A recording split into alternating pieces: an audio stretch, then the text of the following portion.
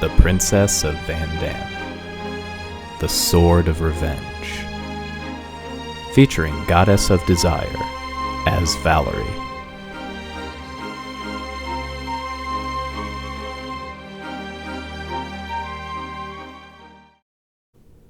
Come on, show me one more time.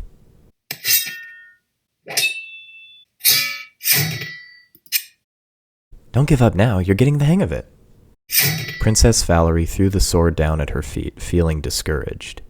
For several hours now, her husband, Prince Alban, had been trying to teach her how to use a sword in battle. Having never done such a thing before, she found all of the stances and moves she had to learn needlessly complicated and difficult to remember. She also thought the whole exercise was kind of pointless. What enemy could there possibly be in the world in which she would have to use a sword against? Valerie was a giantess, standing 30 times as tall as a regular human woman. Being the last of her kind, as far as she knew, she couldn't think of any threat she'd have to face in the defense of her land and its people that would come close to her size. Perhaps in the distant mountains far to the east and south of Vandan, her homeland, there might be dragons or similar beasts that were bigger than her. But she couldn't picture them venturing this far away from their homes anytime soon. She sat down at the table on which Alban was standing. Her husband was taller than most men his age. They were both in their early 20s. But compared to her, he was smaller than a doll, and scarcely larger than her thumb. Despite their huge difference in size, the two young royals were deeply in love and had recently gotten married, despite that it resulted in Alban's father, King Mildar of the nearby land of Elgon, disowning him. Alban had never been on good terms with his father, as he usually preferred the company of his mother since he was little.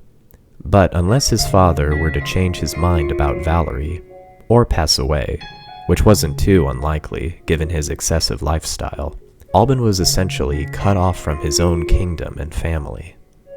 But he had begun a new life now, one which demanded all of his time and effort. The ancient giant castle of Vandan was mostly in ruins, but one section of it was still standing, and here Valerie had taken up residence. Outside the castle's outer walls, a small town began to rise. Its inhabitants were humans, mostly lower-class farmers and poor people. Many were outcasts or were persecuted from their homelands and had fled there. They had all heard about the giant princess, and that she was kind and compassionate and willing to protect those who were without protection. So they had come and settled in Vandan, and began building houses and sow crops.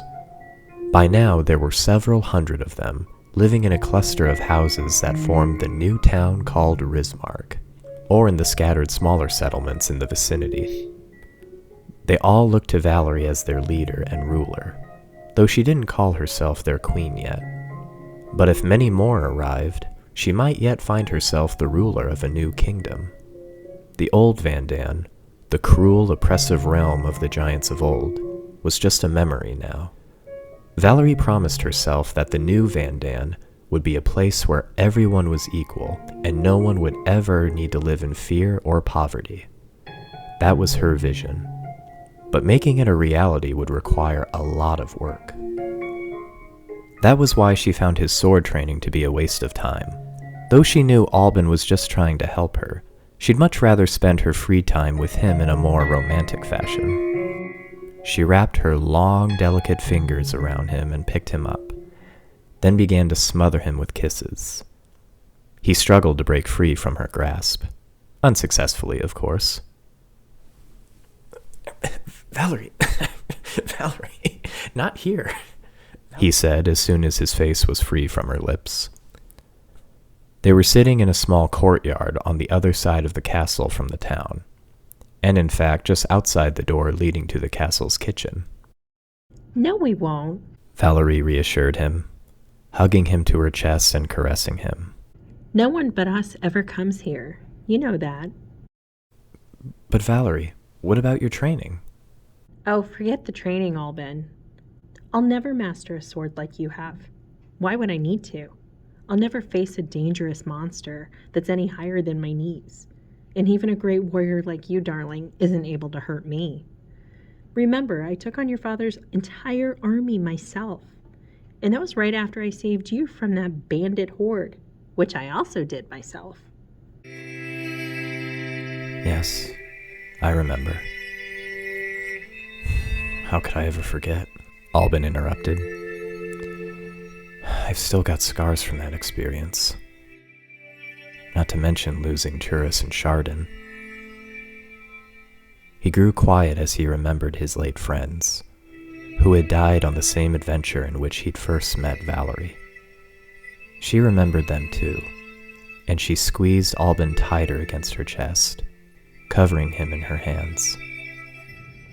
I'm sorry I couldn't save them too, my love. But I managed to save you, and I'll never let any harm come to you as long as I live. Nor will I let anything happen to the people who live here. I'll be all right, Alban. I know you worry about me too, and I appreciate that you do, but I can take care of myself.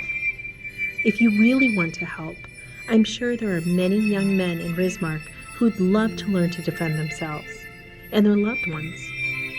You can show them how, and then you needn't be afraid whenever I'm not nearby. They know I won't be around all the time. Yes, you're right. It's just, well, difficult for me to accept the fact that my darling wife is thousands of times stronger than any man who's ever lived. What can I say? I'm just a man, after all. And when I'm with a beautiful woman whom I love, I feel the urge to protect her, even though she's really the one protecting me. But I'm still learning, my dearest Valerie. Learning how to show you how much I love you and care for you, and how to be the husband that you want me to be. Please forgive me, and bear with me when I come up with ideas like this. There's nothing to forgive, Alban, my sweet little prince, she said, kissing him again, but with more restraint and tenderness. I adore you with all of my heart, and I appreciate all that you do for me. But we have others who live under our protection now, and we have a responsibility to them. Come on, let's head over to Rismark and see how the little townsfolk are doing today. But first, I think a nice soothing bath is a good idea, just to wash away all the sweat and change into something that's more appropriate for a princess to wear in public. She placed him on top of her shoulder, which was his usual spot whenever she carried him around. From up here, he had a great view of everything around him, and could talk to his beloved princess at the same time, without being overheard by the people on the ground below. He was always looking forward to Valerie's bath, since she almost always took him with her when she bathed, and they could have all sorts of sexy fun in the tub. It was just one of those many bonuses that came with being married to a giantess.